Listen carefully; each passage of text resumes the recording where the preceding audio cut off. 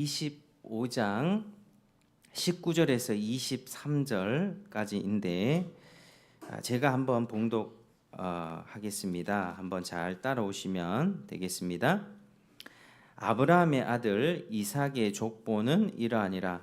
아브라함이 이삭을 낳았고 이삭은 40세에 리브가를 맞이하여 아내를 삼았으니 리브가는 밧담 아람의 아람 족속 중 부두엘의 딸이요 아람 족속 중 라반의 누이였더라.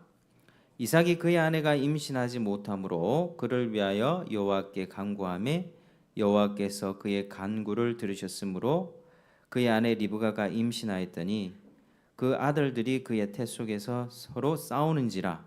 그가 이르되 이럴 경우에는 내가 어찌할꼬 하고 가서 여호와께 묻자온대 여호와께서 그에게 이르시되 두 국민이 내 태중에 있구나. 두 민족이 내 복중에서부터 나누이리라. 이 족속이 저 족속보다 강하겠고 큰 자가 어린 자를 섬기리라 하셨더라. 아멘. 자, 우리가 오늘 창세기 25장 이 부분을 읽었는데요. 우리 지난주의 내용이 이제 사라가 죽었다는 내용, 그리고 아들이 누구였습니까? 이삭이었습니다. 이삭. 그 이삭이 아내를 맞이했다. 그 아내의 이름은 리브가였습니다. 리브가. 이제 한 세대가 저물어 가고 있는 이 시점이 온 것입니다. 근데 하나님께서는 이 아브라함과만 언약을 맺은 게 아니라 그의 자손 대대로 언약을 맺으셨습니다. 그래서 이 아브라함과 맺으시고 아브라함의 아들이었던 약속의 자녀였던 이삭과도 언약을 이어가셨던 것이죠. 그래서 그 아들 이삭이 이 믿음으로 아버지가 받은 그 언약을 잘 이어갈 수 있도록 리브가, 믿음의 여인을 리브가로 이렇게 맞이하면서 그렇게 세대가 교체되는 듯한 그런 내용들을 살펴보았는데요. 오늘은 이제 그 뒤로 이어지는 이야기, 이제 25장, 26장을 한번 같이 살펴보겠습니다. 자, 오늘 25장 1절부터 한번 보시겠습니다. 25장 1절 한번 보시면, 자, 1절 한번 읽어보겠습니다. 1, 2절. 자, 시작. 아브라함이 후처를 맞이하였으니 그의 이름은 그두라라. 그가 시므랑과 욕산과 무단과 미디안과 이스박과 수아를 낳고. 자, 여기까지 읽었는데요. 자, 사라가 죽은 후에 아브라함이 후처 그두라라고 하는 후처를 맞이했습니다. 자, 지금 아브라함은 나이가 굉장히 많은 상태였거든요. 나이가 많아서 지금 늙어 있는 할아버지입니다. 죽을 날이 멀지 않았습니다. 다만 그는 사라를 잃은 후에 마음에 굉장한 고독감과 외로움이 있었던 것 같아요. 그래서 그 쓸쓸하고 공허한 마음에 후처를 지금 맞이한 것으로 그렇게 보입니다. 그리고 할아버지이긴 하지만 하나님께서는 100세 때 이미 이삭을 낳게 해주셨죠. 99세 때 약속하셨고 100세 때 이제 아브라함이 100세 때 사라는 90세 때 이렇게 아들을 낳았습니다. 그런데 하나님께서 그에게 회복시켜 주신 생식 능력이 아직도 여전히 유지가 되었던 것 같고 그래서 아직도 왕성한 생식 능력이 있었던 것으로 보입니다. 그래서 후처를 맞이해서 다른 아들들까지, 그러니까 6명의 아들들을 추가로 이렇게 낳게 됐죠. 그러면 아브라함은 이제 총 아들이 몇 명 낳았습니까? 처음에 하갈을 통해서 이스마엘을 낳고 약속의 자녀 이삭을 낳고 지금 후처를 통해서 6명이나 낳았으니 아들만 지금 현재 6명입니다. 자, 근데 여러분은 지금 이 사건, 사라가 죽은 뒤에 아브라함이 후처를 맞이해서 자식을 낳은 이 사건을 어떻게 생각하십니까? 어떻게 보십니까? 좋게 느껴지십니까? 아니면 좀 부정적으로 느껴지십니까? 누구는 이렇게 생각할 수 있습니다. 나이가 많아서 죽을 날이 멀지 않았는데 꼭 이렇게 후처까지 맞이해야 되나? 그냥 사라에 대한 좋은 기억을 품고 그렇게 세상을 떠나는 게 더 좋지 않나? 하여간 남자들이란 이런 생각을 할 수도 있겠습니다. 아니면 반대로 이 남자 측에서는 또 이렇게 얘기할 수 있겠죠. 아니 당연히 그럴 수 있지. 아내가 살아있는 중에 첩을 얻은 것도 아니고 아브라함 본인이 아직 생식 능력이 왕성한데 그러면 또 다른 아내를 맞이할 수 있는 거지 라고 또 아브라함의 행동을 옳다는 식으로 얘기를 할 수도 있겠습니다. 사람마다 의견을 다를 수 있겠죠. 근데 이 사람은 이렇게 생각할 수 있고 저 사람은 저렇게 생각할 수 있지만 우리가 중요하게 여기는 것은 무엇입니까? 하나님의 생각. 하나님 이 성경에서는 과연 이 사건을 어떻게 평가하고 있는가? 그게 제일 중요합니다. 성경은 우리 한글 성경에서는 그냥 읽다 보면 아브라함이 후처를 맞이해서 그냥 6 아들을 낳았다 그냥 이렇게 쭉 나오잖아요. 그런데 이 성경이 원래는 히브리어로 기록되어 있고 그게 다른 언어, 뭐 영어, 뭐 라틴어, 영어, 뭐 다른 언어로 이렇게 다 여러 가지 언어로 번역이 되었습니다. 그래서 한글 성경에서는 그냥 이렇게 객관적으로 아브라함의 행동에 대해서 아무런 잘잘못을 따지고 있는 것 같지 않은데요. 이 히브리어 원문에서는 뭐라고 얘기하고 있냐면 뭔가 뉘앙스가 있게 표현합니다. 그러니까 이제 와요세프라는 표현인데 영어 KJ 킹 제임스 버전이라는 영어 성경에서는 이 원문의 뉘앙스를 살려서 번역을 하고 있는데 이렇게 되어 있습니다.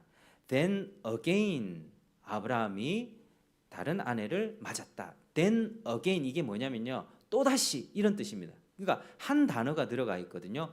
또다시 아브라함이 후처를 맞이했다 이런 뜻입니다. 한글 성경에는 빠져 있기 때문에 그래서 우리가 성경의 의미를 정확하게 알려면 영어 성경도 좀 읽어야 되고 나아가서 히브리 성경 아니면 그 해석서를 우리가 참고합니다. 그래 목회자들이 한글 성경만 보는 게 아니라 그 원문의 성경을 참고해서 이 원뜻의 의미를 정확하게 알아서 풀어서 설명해 주는 게 저희들의 역할이죠.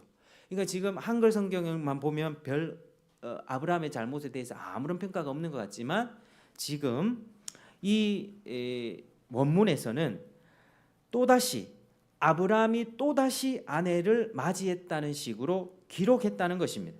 그러니까 은근히 그의 행동을 책망하는 듯 그렇게 얘기했다는 것입니다.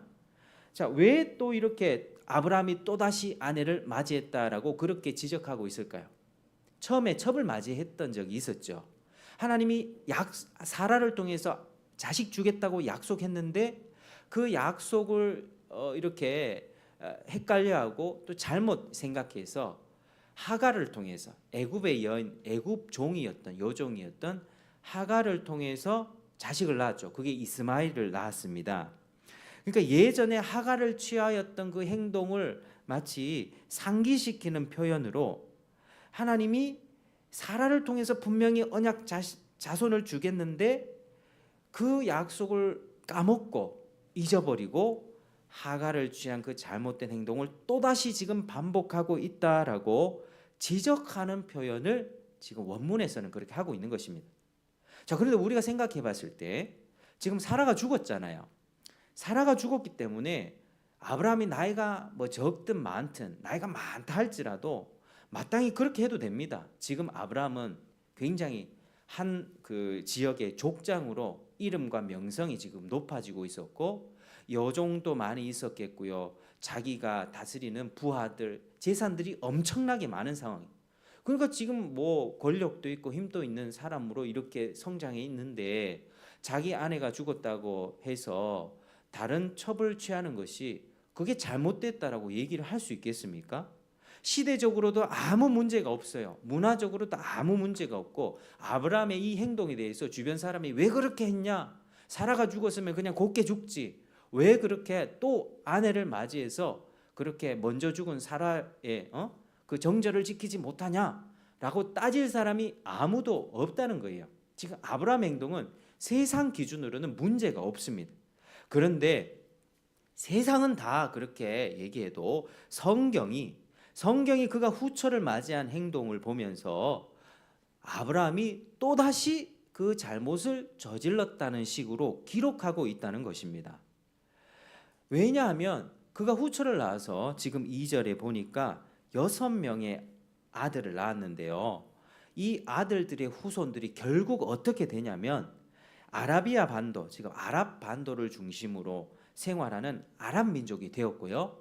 나중에는 이 민족이 이삭의 후손 이스라엘 백성들을 공격하는 원수가 된다는 것입니다. 그러니까 아브라함이 후처를 맞이해서 낳은 그 자식들이 이삭의 자식들을 대대로 공격하고 이삭을 힘들게 하는 그런 민족들이 되기 때문에 그렇게 할 필요가 없는데 그렇게 했다는 것이죠. 대표적으로 여기 2절에 보실 때 시므란, 욕산, 무단 다음에 누굽니까? 미디안이라 되어 있죠. 미디안이 누굽니까? 미디안 족속은요, 특별히 사사기에 나오는 악한 민족인데 늘 이스라엘을 혹독하게 괴롭혔습니다. 먹을 것 있으면 항상 뺏어가고요. 이 사람들은 자기들이 농사 안 지었으면 유목민으로 약탈 민족이었습니다.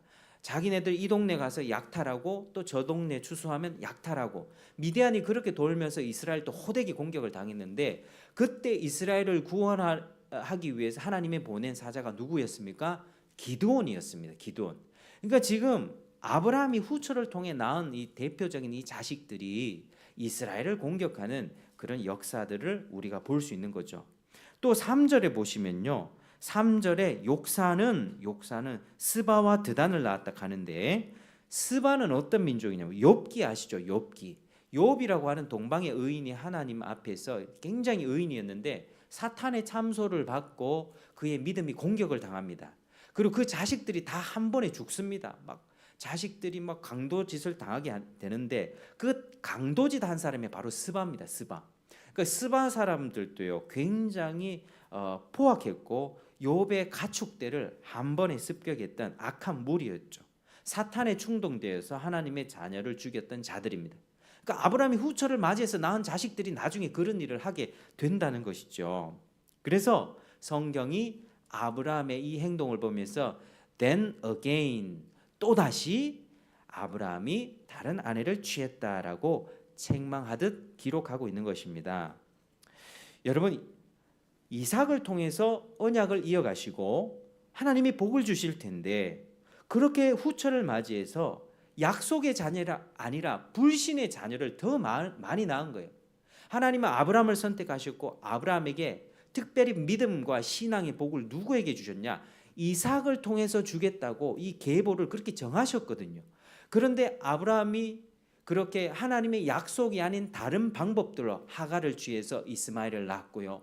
또 사라가 죽은 뒤에 지금 그두라를 통해서 6 아들과 그런 손자들을 막 낳았는데 이삭의 자손이 아니면 다 하나님의 대적들인 거예요. 여러분, 내 배에서 나온 내 자식들이 1명, 2명, 3명 다 예수 믿으면 얼마나 좋겠습니까? 근데 그 한 녀석 빼고 나머지 자식들이 다 하나님 안 믿고 하나님을 대적하는 인생을 산다면 여러분 그거 얼마나 괴롭겠습니까? 자식을 10명 낳는데 1명만 아벨이고 나머지는 다 가인 같은 인생이다. 막 폭력 행하고 죽이고 맨날 공부 안 하고 싸움질하고 예수 믿으러 가면 교회 안 다닌다 하면서 그렇게 결국 그렇게 부모가 죽을 때까지 속 썩이는 인생 살면 부모 입장에는 어떻겠습니까? 괴롭지 않겠습니까? 하나님이 지금 온 세상 인류의 가장으로서 아브라함을 통해서 내가 너의 믿음의 복들을 이삭을 통해서 딱 주겠다 약속했는데 이 마음의 공함과 외로움과 쓸쓸함으로 다른 아내를 취해서 그렇게 불신의 자식들을 지금 많이 놓고 있는 그런 장면이 바로 25장이지요. 그래서 우리가 이걸 잘 읽어야만 합니다. 하나님이 약속한 자녀만이 언약을 이어받고 복을 받습니다. 그래서 성경은 아브라함의 행동이 잘못됐다, 또다시 잘못을 행하는 것이다 교훈하고 있는 것입니다.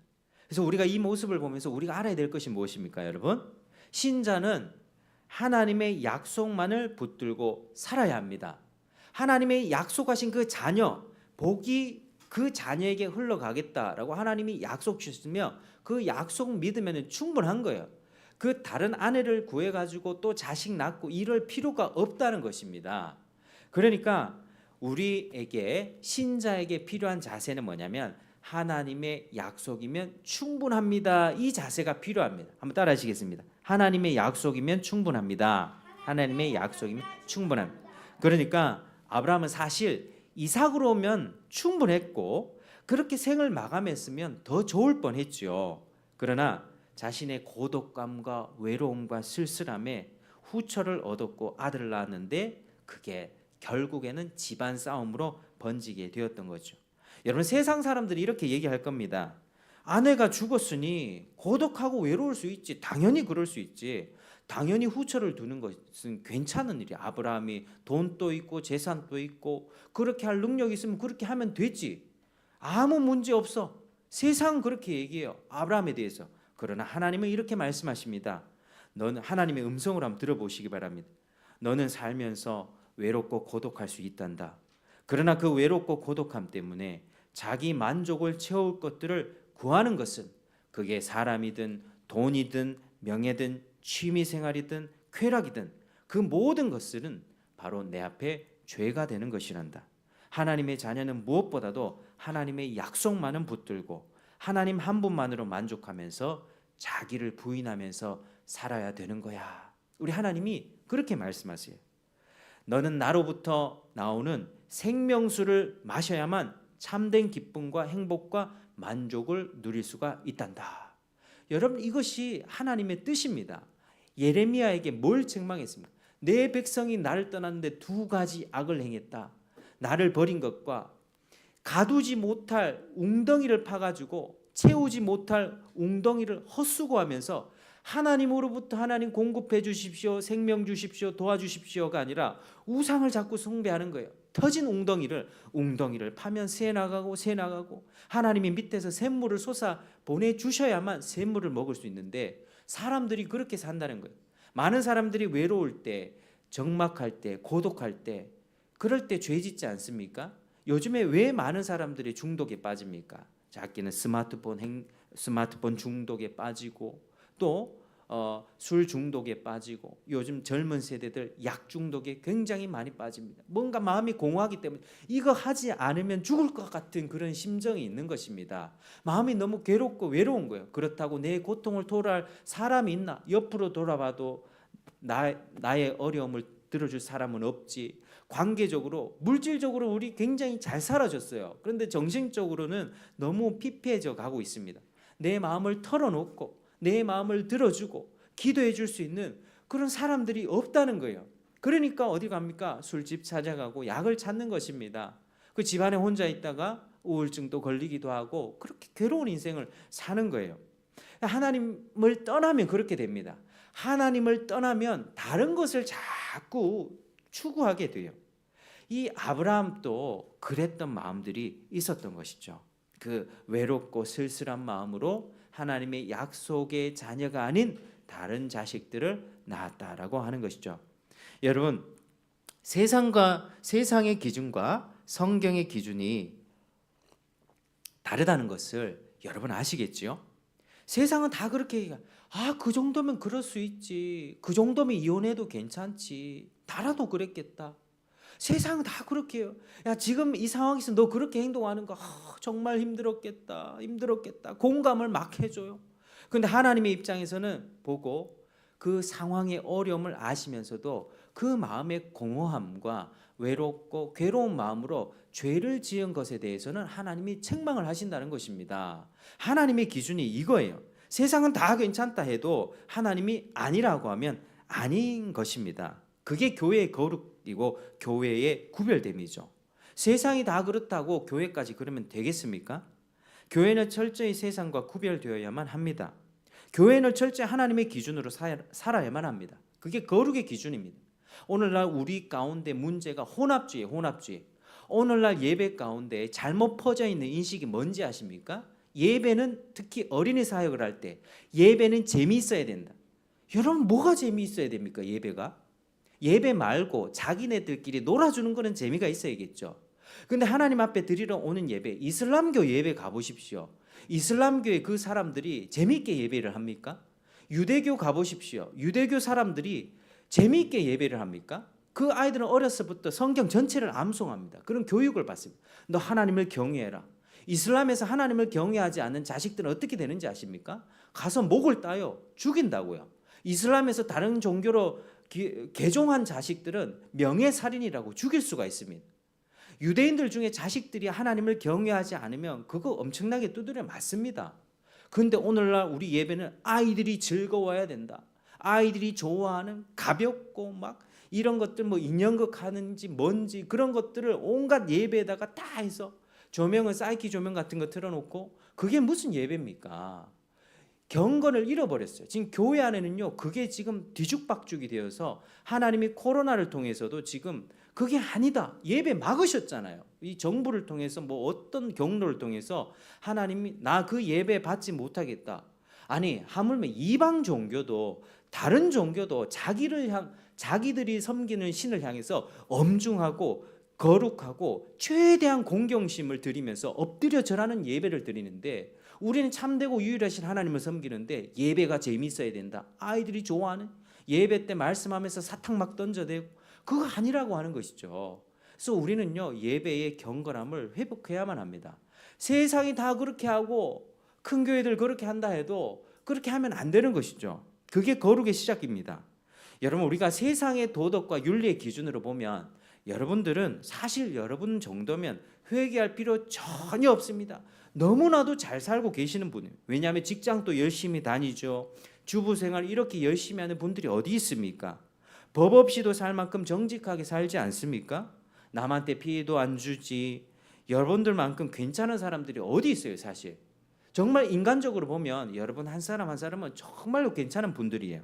그런데 우리가 다뤄야 될 것은 하나님의 기준에 내가 어떤가. 하나님의 기준 앞에 서면 정직하게 율법 앞에 서면 저와 여러분은 회개할 수밖에 없습니다. 왜 그렇습니까? 세상 기준으로는 도덕 윤리의 기준으로는 행동만 봅니다. 하나님은 우리의 마음속 깊은 것까지 감찰하십니다. 우리 마음의 동기를 감찰하신다고요. 마음을 달아보시는 분이십니다. 정말 우리들의 마음을 한번 달아보시길 바랍니다. 우리가 행하는 많은 행위 가운데 그게 진짜 하나님을 사랑하며 하는 행위인지 아니면 상대방을 정말 섬기기 위한 행동인지 아니면 욕들어 먹지 않기 위해서 이 상황을 모멸하기 위해서 진심이 아니라 더 큰 피해가 나지 않기 위해서 회피하면서 그저 적당하게 덮어두면서 사는 행위가 아닌지 돌아봐야만 합니다. 하나님은 이걸 드러내시거든요. 제가 아무리 열심히 교회를 섬기고 집안을 섬기고 아무리 한다고 해도요 그 마음이 진정으로 하나님의 예수 그리스도의 희생으로 하는 것이 아니라면 하나님이 그거 기뻐하지 않으신다고요. 하나님은요 그냥 적당히 회피하고 요 정도 해주면 문제 발생하지 않겠지. 내가 요 정도 하면 괜찮겠지. 이거 하나님이 기뻐하지 않으신다고. 하나님은 정말로 사랑을 할 때 예수님의 사랑으로 희생하길 원하시고 내 것을 다 내어놓고 내 것을 완전히 부인하고 진심으로 섬기라. 그러니까 예수님 뭐라고 얘기하세요? 오른뺨 되면 분이 덜 풀렸습니까? 내 왼뺨까지 때리십시오. 속옷 달라 하면 겉옷까지 가져가십시오. 필요하지 않습니까? 제가 더 드리겠습니다. 오리를 같이 가달라고 하면 심리를 같이 가주라고 하지 않습니까? 주님이 그걸 원하신다니까요. 그러니까 세상 기준은 그 정도면 정말 다 했다. 최선을 다했다. 그 정도면 최고다. 근데 하나님의 기준은 그거 아니야. 네 마음속 깊은 곳에 하나님 사랑과 이웃 사랑이 아직 부족해. 그거 네가 보호받기 위한 행동이야. 자기를 보호하기 위해서 사람들이 살지 않습니까? 내가 이 정도 안 해주면 어떻게 돼요? 내가 힘들어지니까. 내가 요만큼 안 하면 내가 힘들어지는 거예요. 자기를 보호하기 위해서 섬긴다는 거예요. 사람들이 그렇습니다. 그게 하나님께서 우리의 마음을 달아보시면서 완전히 마음이 뒤바뀌길 원하시고 우리를 새롭게 하길 원하십니다. 세상은 물건 훔치면 도둑놈, 사기치면 사기범, 그 때린 사람을 폭력범이라고 가둡니다. 근데 하나님은 남의 물건을 탐낸 마음 자체로 너 그거 도둑질이야. 사람을 미워하고 증오하고 복수하는 그 마음 자체를 너 살인죄를 저지른 거예요. 지나가는 여인을 보고 음란한 생각을 했다면 너 지금 간음죄 저지른 거예요. 아니요, 아무 행동 안 했는데요. 아무런 행동으로 취한 것이 없는데 주님은 마음을 달아보시면서 네 안에 살인의 씨가 있단 말이에요. 네 안에 간음의 씨가 있어. 네 안에 폭력의 씨가 있어. 하나님이 그렇게 우리를 평가하십니다. 그러니까 우리는 어떻게 되죠? 내가 아무리 법 없이 살고 깨끗하게 겉으로는 사는 것처럼 보여도, 경찰 앞에 섰을 때 떳떳하다 할지라도 우리는 하나님 앞에 회개하고 예수님이 필요할 수밖에 없는 죄인들이라고 하는 사실이에요. 이걸 우리가 반드시 기억해야 됩니다. 하나님 기준이 얼마나 높습니까? 우리가 신앙생활 한다는 건 하나님의 기준에 신앙생활 하는 것이지, 하나님은 우리의 속마음을 다 달아보십니다. 그러니 세상 사람들은 절대 모르죠. 어떻게 이 세계의 이 신앙생활의 원리를 어떻게 알겠습니까? 사람들은 제 아무리 도덕적이고 윤리적인 행동을 한다 해도 하나님을 모르고, 그러니 당연히 하나님을 사랑하는 마음으로부터 한 것이 아니니 그렇게 하나님의 기준대로 살지 못합니다. 그러니까 성경에서 뭐라 합니까? 믿음으로 하지 않는 것은 다 죄다. 내가 아무리 겉으로 뭔가를 많이 한다 해도 하나님을 사랑하는 마음에서 하지 않았다면 그것은 돈 1,000만 원, 돈 1억을 기부하고 노숙자 찾아가서 밥 먹이고 하는 것이라 할지라도 믿음으로 한 것이 아니면, 하나님의 사랑에서 나오고 그 사람을 진정으로 예수 그리스도의 사랑으로 섬긴 것이 아니면 그거 자기를 위한 것입니다. 자기의 의를 더한 것이라고 하는 것이죠. 간혹 이제 우리 연예인들 중에는 뭐 우울증이나 공황장애 이런 사람들이 봉사활동을 많이 합니다. 그리고 적절하게 자기의 경험담을 얘기해요. 봉사활동하면서 내 마음이 평안해졌어요, 이렇게 얘기합니다. 그러니까 남을 도울 때 주는 어떤 기본적인 그런 만족감들은 있어요. 그런데 그 행위도 결국에는 내가 살기 위한 거예요. 이거 하지 않으면 내가 죽을 것 같으니까 뭔가를 찾는 거죠. 어떤 사람은 나쁜 길로 빠지고 어떤 사람은 선한 행위로 빠집니다. 그러나 둘 다 하나님이 없는 것에서 행동하는 것이죠. 사람들은요, 사실 자기 만족과 즐거움이 최고입니다. 내 만족이에요. 직장 생활하는 것도 뭐 취미 생활하는 것도요. 남을 때리지 않고 해치지 않고 사기치지 않아도 하나님과 상관없이 나의 만족과 유익을 위해서 그렇게 살아가는 것이죠. 그래서 우리는 하나님 앞에 마음을 잘 달아보시고, 우리가 하나님 앞에 아무리 많은 선행이라 할지라도, 고상한 취미 생활이라 할지라도 그게 하나님 앞에 죄가 된다는 사실을 기억하십시오. 그래서 그리스도를 붙잡고 날마다 주님 앞에 회개하시길 바랍니다. 아무리 작은 죄라 할지라도 그것은 지옥 가기에 충분하기 때문에 우리는 회개해야만 합니다. 회개하라, 천국이 가까이 왔노라, 주님이 말씀하셨습니다. 그러니까 아브라함이 어떤 기준으로 책망받았다고요? 이런 높은 하나님의 기준. 세상 사람들이 볼 때 아무 문제 없었다니까요. 하나님의 높은 기준을 봤을 때 네 마음의 고독감과 외로움과 쓸쓸함으로 그 여인을 취한 것은 나의 약속을 100% 믿은 것이 아니야, 나로만 만족하는 것이 아니었다고 책망하고 있는 것이죠. 너의 만족과 유익을 위해서 후처를 취했고, 그리고 그의 잘못된 행동에 대해서는 결과가 뒤따라오게 되는 것이죠. 그렇게 이삭의 후손과 후처 그드라의 후손들이 나중에는 대적하게 되고, 결국에는 이삭의 후손, 약속의 자녀들이 어려움을 당해 되는 그런 일들이 생겼던 것입니다. 사랑하는 여러분, 하나님의 기준으로 살아가시기를 축복합니다. 신앙생활은요, 내 기준에 사람들이 아무리 칭찬해도요, 와, 정말 그 정도면 대단해요, 됐습니다, 그 정도면 됐습니다, 그렇게 얘기를 해도요, 하나님 앞에 아니라면 아닌 거예요.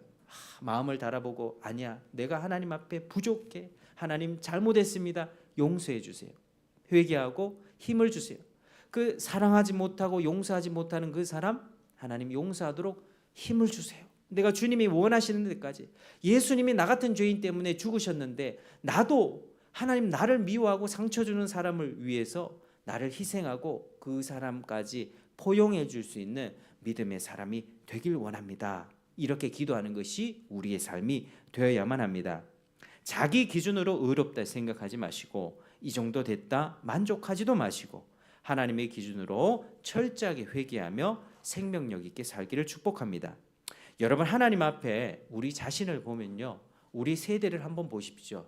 지금 나도 한번 보시고, 우리 주변에 보시고, 우리 주변의 교인들도 한번 보세요. 교회를 주변으로 보시고, 또 세상도 한번 보십시오. 얼마나 심각한지 뭐 얘기 안 해도 아시겠죠. 요즘 시대가, 물론 세상은 뭐 살기 좋았던 때가 조금씩 있었겠지만 그러나 뭐 다 쉽지 않았습니다. 옛날에는 전쟁이 많아서 사람을 뭐 쉽게 죽였고 뭐 일제 시대 때 힘들었죠. 뭐 그다음에 공산주의 때문에 우리나라 분열돼서 힘들었죠.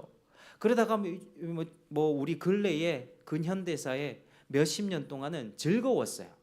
열심히 일했고 하나님이 교회에 복을 주시니까 교회 가서 위로받고 열심히 일하자. 그때는 내 돈으로 전세를 마련하고 내 돈으로 집도 마련할 수 있는 그런 어떤 소망을 갖고 월급을 차곡차곡 모아서 내가 새 생활을 할 수 있지. 내 자식도 대학 보내봐야 되겠다. 이런 소망으로 살았는데요.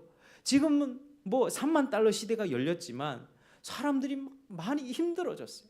공허하고 괴롭고 게을러지고 정부 탓하고 자기가 열심히 노력 안 한 것 가지고 왜 내한테 복지를 안 해주냐 막 이런 시대가 되어버렸죠. 사람들이 지금 전반적으로 완전히 가라앉는 시대가 되었습니다. 자기 만족, 자기 사랑, 자기 쾌락, 경건의 모양만 남아버리고 법까지도 다 바꾸고 있습니다. 여러분 관통죄 요즘에 있습니까? 실질적으로 없는 것 같아요. 이 관통 옛날 같으면 어떻게 저럴 수가 있어 했던 그런 짓들이요 지금 일상적으로 일어납니다. 얼마나 더럽게 돌아가는지요. 돈 때문에요. 돈 때문에 사람을 죽이기도 하고 돈 때문에 남의 아내를 빼앗기도 합니다.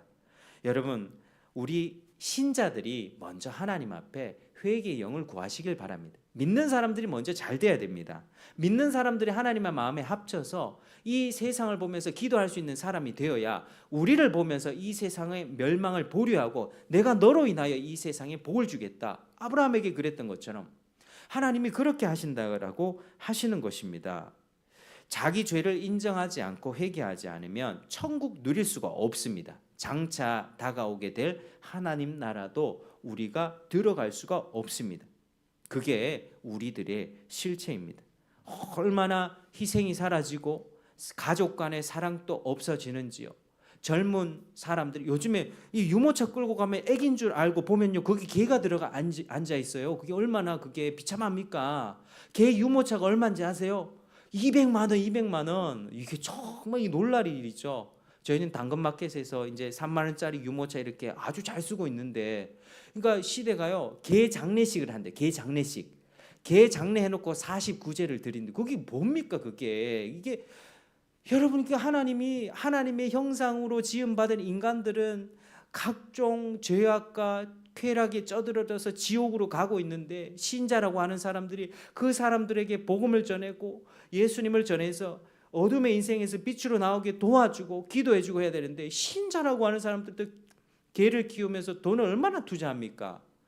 그게 안 되죠. 그 자식들을 지금 낳아가지고 신앙의 자녀들을 키워가지고 지금 이 세대의 용사로 키워야 되는데 개를 키우고 개 키우고 지금 뭐 우리 중에 우리가 이제 우리 시대에 아주 나쁜 욕이 개 XX 아닙니까? 개의 자식이라고 하는 게 큰 욕이지 않습니까? 근데 지금 보세요. 자기가 개 보호자 되는 것을 자처하는 시대가 됐다니까요. 강형욱 씨 아시죠? 개 전문가. 딱 나와가지고 이렇게 막 개가 입질해요. 자기가 키우는 애완견이든 뭐 개가 입질하는 거 막 아주 잘 다루더라고요. 그러면서 하는 말, 엄마 보호자 이쪽으로 오세요. 아빠 보호자 일로 오세요. 개 보호가 엄마 아빠 이렇게 얘기합니다. 여러분 이게 문제예요. 아무렇지 않게 자기가 키우는 저도 개 좋아합니다. 너무 예뻐합니다. 저 개 사랑합니다. 정말 개 예뻐해요. 근데 개를 사람 취급하고 사람 자리에 올려놓고 사람에게 투자해야 될 돈과 에너지, 희생을 개한테 투자한다? 이거는요 사람들의 생각 가운데도 개가 사람보다 낫다. 사람들이 개보다 더 악한 시대가 됐고, 그리고 이게 신자들은 이걸 분별해서 개보다도 더 악하게 변해버린 이 시대 속에서 복음으로밖에 변화될 수 없다는 것을 알고 예수님을 전하고 기도하는데 우리가 주력해야 되지 않겠습니까? 그걸 똑같이 따라가 가지고 개를 키우고 뭐 이렇게 거기에다 그렇게 하면 되겠습니까? 그게 우리 시대의 아주 심각한 문제입니다. 세상과 교회가 구별되지 않고 있다. 그런데요 하나님이 얼마나 신실하시냐면요, 아브라함도 그런 실수를 했지만 하나님께서는 그 언약을 끝까지 지켜갔어요. 언약 백성이 무감각해져서 하나님의 약속을 잊어버리고 자기 만족과 유익을 구하며 산다 할지라도 하나님은 그리스도의 피로 언약한 자기 백성들은 끝까지 보호하고 지키십니다. 아브라함이 뭔가 잘못했잖아요. 너 잘못했으니까 야, 너 취소, 다른 사람 선택할 거야. 이게 아니라니까요. 아브라함의 복 주시고 그 복을 끝까지 지켜 가십니다. 자, 그가 이제 보면 이제 7절에 보면 아브라함이 175세 때 죽게 되거든요. 그런데 그 복을 그대로 그 아들 이삭이 이어갑니다. 자, 11절 한번 읽어 보실까요? 11절. 자, 시작. 아브라함이 죽은 후에 하나님이 그의 아들 이삭에게 복을 주셨고 이삭은 브엘라 헤로의 근처에 거주하였더라. 아멘. 이삭에게 그 복을 그대로 넘겨 주신 것이죠. 아브라함이 낳은 자녀들이 많은 후손을 이루게 될 것이지만 신앙의 복은 누구에게만 줬다? 이삭에게. 하나님이 오직 이삭을 통해서 하나님을 가까이 섬길 수 있는 복을 주셨던 것입니다. 그리고 이삭의 자녀들도 이제 낳게 되겠죠. 이삭의 자녀는 이제 뒤에 나오면 2명을 낳게 되는데 그 중에 또 한 사람만 선택을 받게 됩니다. 자, 우리 19절에 한번 보시면 이제 이삭의 족보가 이제 잘 나오는데요. 자, 20절에 보니까 몇 세 때 결혼했다 하죠? 40대 때, 그죠? 지금은 40대 결혼이 좀 일반적인데 이때는 굉장히 할아버지 격에 결혼한 겁니다. 기다리고 결혼한 거예요. 믿음의 여인이랑 결혼하려고 하다가. 그런데 임신을 하지 못하는 상황이었습니다. 그때 이삭이 아이를 허락해 달라고 하나님께 기도하죠. 하나님이 응답하셔서 어떻게 더블로 쌍둥이를 허락해 주십니다. 2명의 아들을 허락해 주셨습니다. 그런데 아브라함의 복이 이삭에게 흘러갔고 이삭에게 받은 그 복은 2명 중에 한 아들에게 가야 되는데 과연 누구에게 흘러가게 됩니까? 우리 22, 23절 같이 읽겠습니다. 시작. 그 아들들이 그의 태 속에서 서로 싸우는지라 그가 이르되 이럴 경우에는 내가 어찌할꼬 하고 가서 여호와께 묻자온대 여호와께서 그에게 이르시되 2 국민이 내 태 중에 있구나 2 국민이 내 복 중에서부터 나누이리라 이 족속이 저 족속보다 강하겠고 큰 자가 어린 자를 섬기리라 하셨더라. 아멘. 자, 아주 중요한 표현이죠. 우리 하나님께서 아이 뱃속에 있을 때 부모에게 어떻게 얘기합니까? 큰 자가 어린 자를 섬기리라. 자, 이 말은 하나님이 주신 복을 누가 이어간다는 겁니까? 동생이 이어간다는 겁니다. 동생이. 자, 어린 동생이 더 큰 자가 될 것이다 라고 얘기합니다. 자, 그런데 고대 사회에서는 이 장자는요, 첫 번째 아들은 지금 또 우리 가부장 이제 조선시대도 그랬고 남자가 중요했던 사회였죠. 지금 이 고대 사회에서도 굉장히 남자가 중요했습니다. 장자는 아버지의 이름과 가문을 이어가는 역할을 했었거든요. 그래서 재산도 다른 자식들에 비해서 2배를 받았습니다. 그런데 하나님은 이 출생 순서로 형에게 복을 준 것이 아니라 동생을 택했습니다. 거꾸로 준 것이죠. 동생이 이삭의 복을 이어받고 하나님을 가까이 섬기게 되는 복을 받을 것이라는 계시를 엄마 뱃속에 있을 때 준 거예요. 하나님은 자연적인 출생 순서에 따라서 그리고 세상의 기준에 따라서 일하신 것이 아니라 그걸 뒤집어서 일하셨습니다. 하나님이 일하시는 방식이 이것입니다. 여러분, 우리는 여기서 또 하나 예정론을 생각해 보아야 되는데요. 자, 야곱의 아들의 이름이요, 형은 에서였고 둘째는 야곱이었습니다. 근데 이 두 아들 중에서 뭐가 태어나가지고 보니까 야곱이 예쁜 짓을 해가지고 야곱이 보니까 엄마 아빠 말도 더 잘 듣고 뭔가 좀 이렇게 착하고 하니까 복을 준 겁니까? 그거 아니죠. 뱃속에 있을 때 태어나지도 않았을 때 하나님이 이미 그렇게 말씀해 주셨습니다. 그래서 이게 예정론이에요. 예정론. 근데 성경 전체에서 보면 우리 한 사람이 예수를 믿게 되고 구원받는 게 예정되었다라고 얘기합니다. 언제부터 예정요?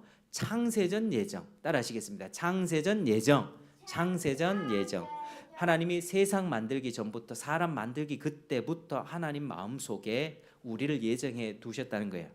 여러분 사람은 마음이 넓어야 되잖아요. 그죠? 남자도 마음이 넓어야 되잖아요.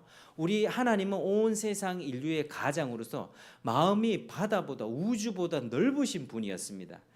그러니까 우주를 창조하죠. 그 넓은 마음에 하나님은 모든 인류를 다 품고 계셨습니다. 모든 인류를 다 품고 계시고 그 인류를 언제 보낼까를 하나님께서 다 생각하셨어요.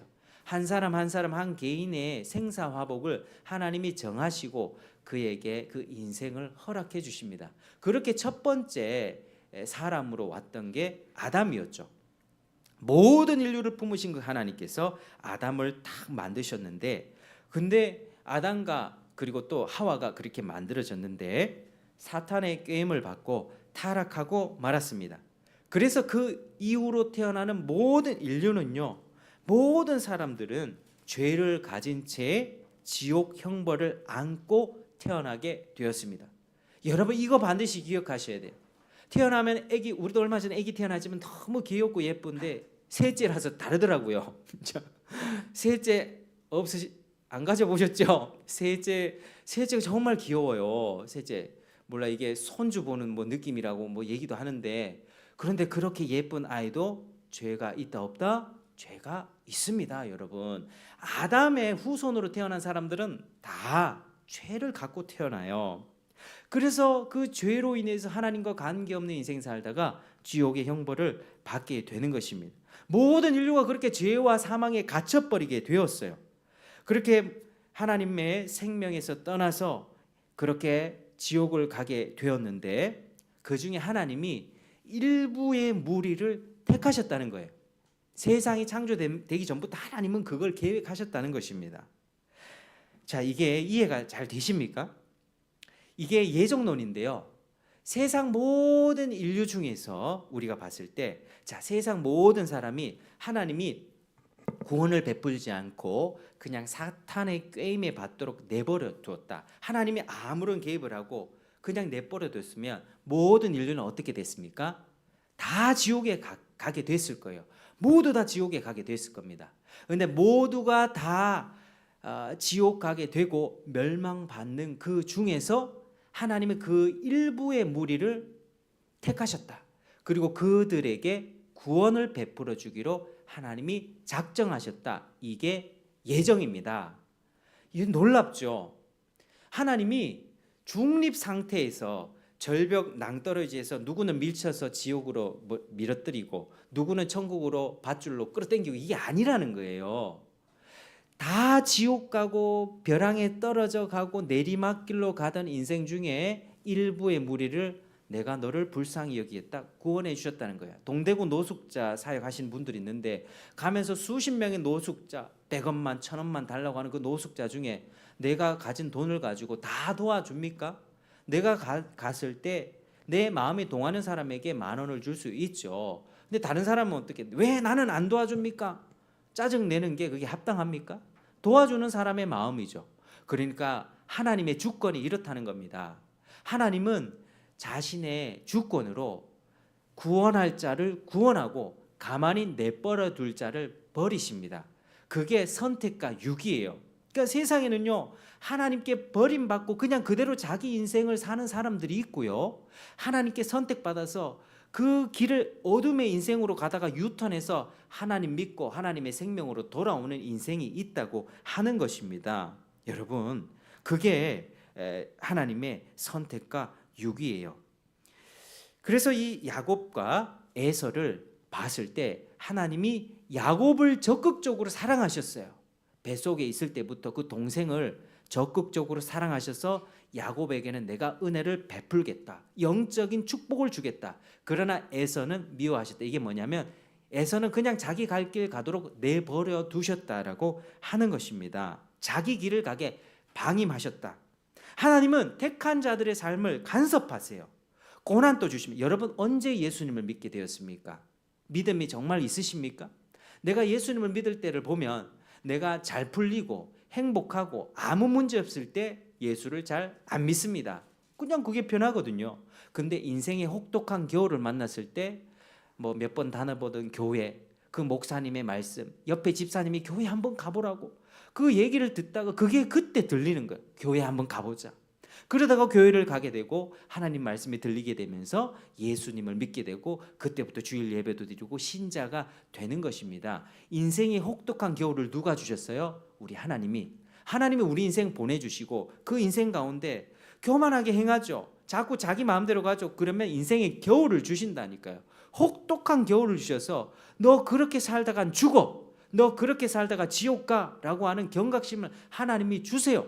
그리고 전도자 보내주세요. 저 같은 목사 보내주시고 옆에 예수님 잘 믿는 집사님, 권사님, 목사님들, 교회 사람들, 전도자들, 아무도 모르는 전도자들이 사탕 하나 주면서 예수 믿으세요. 펼쳐보니까 천국과 지옥이 뭐지?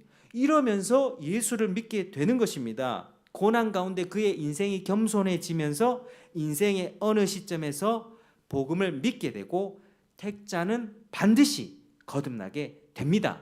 이게 하나님의 정하심이에요. 그러니까 하나님이 딱 선택한 사람은 누가 누군지 모르지만 그 사람은 하나님의 손바닥 안에서 딱 지켜보시면서 하나님의 때에 인생의 혹독한 겨울을 주시고 고난 주셔서 주님 앞으로 이끌어 가시는 것이죠. 여러분, 세상 가운데 정말로 복이 뭐라고 생각하십니까?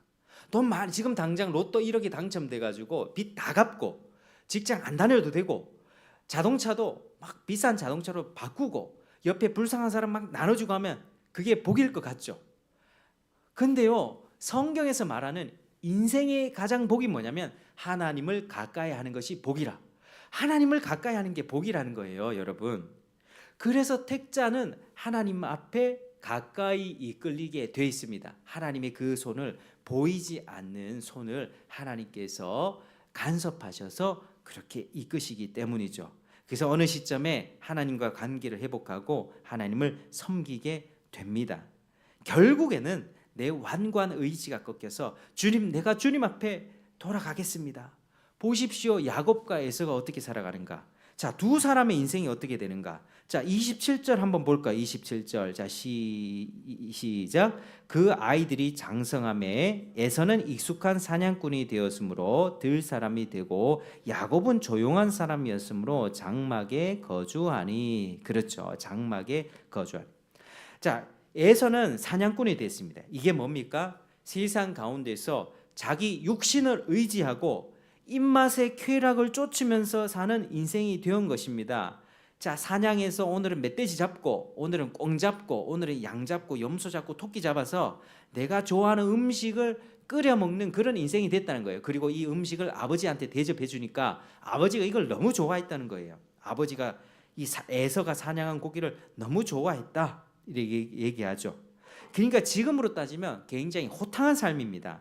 남자다운 인생이죠. 막 사냥하려면 어떻게 체력도 좋아야 되겠죠. 건장해야 되겠죠. 키도 있고 체격도 좋고 활도 잘 쏴야 되겠고 무술도 잘해야 되겠고. 왜? 맹수랑 또 싸워야 되니까요. 그러니까 에서의 삶은 세상 사람들이 봤을 때 상남자 스타일. 와, 멋있다. 이렇게 세상 사람들이 좋아할 만한 스타일입니다. 그런데 하나님에 대한 관심은 전혀 없는 거예요.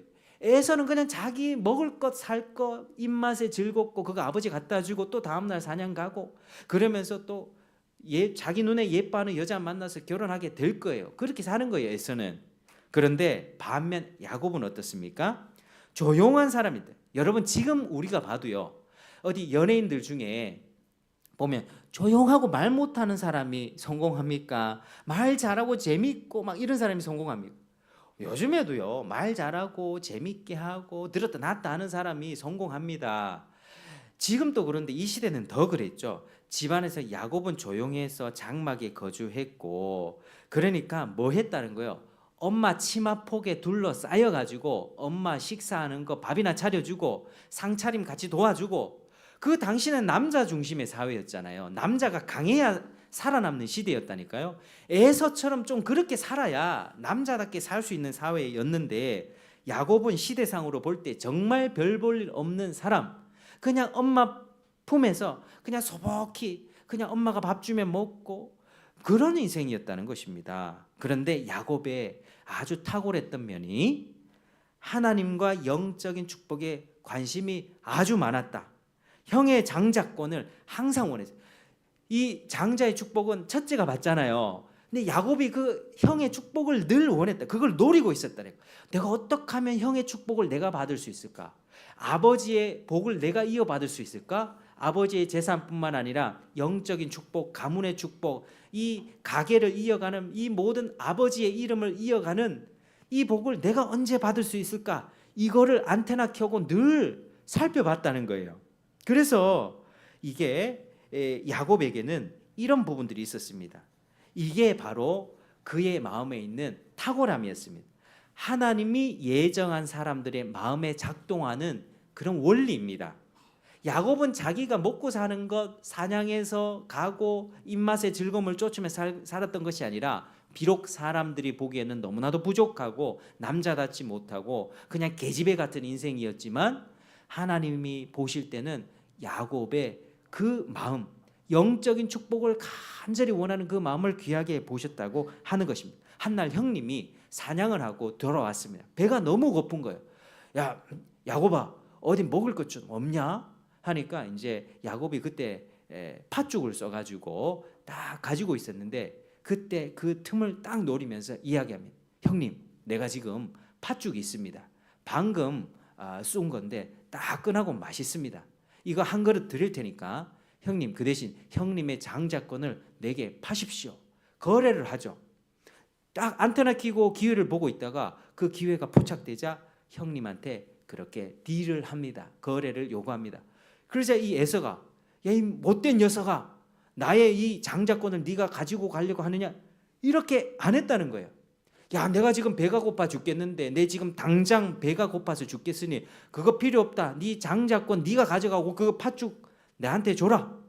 보세요. 에서는 하나님에 대해서 전혀 관심이 없었어요. 아버지의 이름을 물려받는 것도 관심이 없었고 영적인 축복 관심이 없었는데 그냥 자기 배만 채우는 인생을 살았다는 것입니다.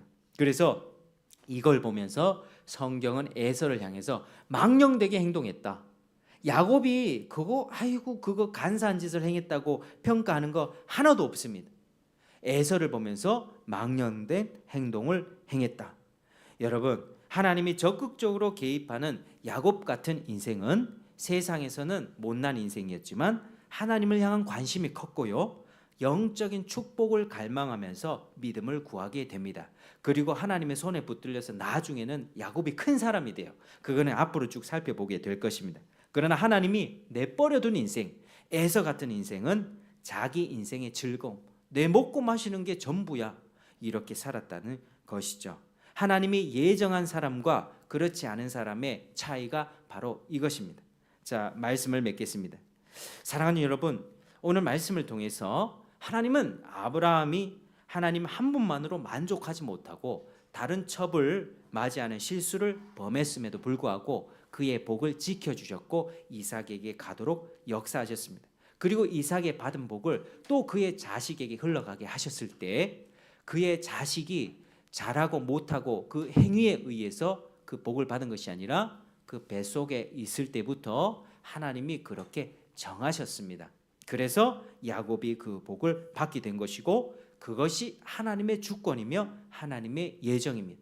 여러분, 하나님이 이렇게 일하시는 것에 대해서 불만이 있으십니까? 하나님이 왜 야곱을 택하시지? 하나님 왜 이렇게 하시지? 여러분, 신앙생활의 핵심이 무엇입니까? 하나님의 주권을 인정하는 겁니다. 내가 내 삶의 주인이 아니었구나. 이전에는 내가 먹고 싶고 내가 놀고 싶고 내가 하고 싶은 대로 살았지만 예수님을 알고 하나님을 가까이 하면서 살게 되면서 나에게 일어나는 변화 뭡니까? 하나님의 주권을 인정하는 겁니다. 좋은 일이 일어났을 때 감사하고 내한테 억울한 일이 일어나고 원수 같은 인간이 나를 괴롭힌다 할지라도 하나님이 하시는구나를 생각하면서 하나님이 고난과 어려움을 잘 통과하면서 내가 인내하며 주님을 끝까지 따를 수 있도록 도와주십시오. 내 인생 내게 아닙니다. 내 인생 주님의 것입니다. 주님이 내 마음을 좀 다스려 주십시오라고 기도하는 게 그게 신앙생활의 마땅한 자세입니다. 주님 앞에 나를 내세우는 것이 아닙니다. 주님을 인정하고 주님께 나를 의탁하는 것입니다. 당장 고통이 제거되지 않을 수 있습니다. 그러나 주님이 나를 향해서 가장 선한 것을 계획하고 있음을 알고 주님 한 분만을 신뢰하면서 주님의 주권을 붙들며 살아가는 인생, 그게 가장 복된 인생.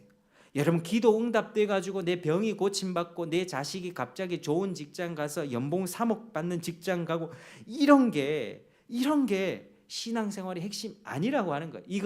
이거는요. 나중에 하나님이 그런 보너스를 주시는 때가 있는데 그런 보너스예요. 보너스. 핵심은 내가 지금 현재 상황에서 하나님을 인정하고 주님을 끝까지 쫓아가는 것. 어떤 상황에서 아무리 생각해봐도 하나님은 지금 내게 복을 주지 않는 것 같다라고 하는 그런 울분한 마음, 불만이 올라올 때라도 하나님 앞에 그 마음을 회개하며 주님 앞에 내 자신을 드리는 삶, 그것이 하나님을 경외하는 인생이고 세상과 구별된 교회, 신자들이 마땅히 살아가야 될 그런 모습입니다. 여러분 오늘 이 말씀 들으시면서 저와 여러분의 삶이 그렇게 주님 앞에 풍성히 열매 맺기를 주의 이름으로 축복합니다. 기도하시겠습니다. 하나님 아버지 감사드립니다.